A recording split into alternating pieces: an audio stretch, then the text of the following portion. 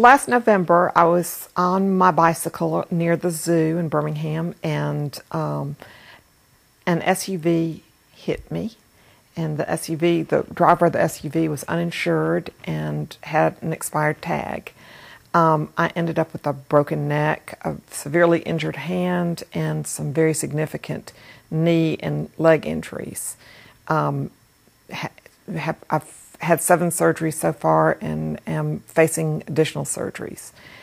And while I was in the hospital the first time, I had several visitors, many of whom were cyclists, and all the cyclists who had been injured told me that I needed to see Danny Feldman.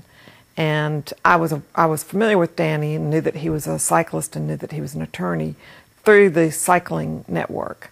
So when I got home from the hospital, I called Danny, and he came over within 24 hours.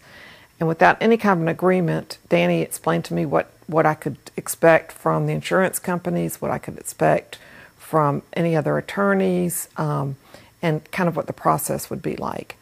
And so after he left, I called a couple of people that I had known since childhood, and one of them is a well-known personal injury attorney.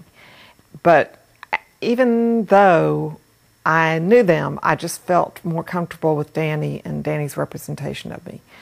And it turned out to be an excellent decision on my part because Danny just did a great job for me. He handled everything so that I had the best outcome possible. But in addition to doing a terrific job professionally, he also showed a personal interest in me. He seemed to know more about my injuries and more about my recovery prospects than even I did. He kept up with me when I went to the hospital for a surgery.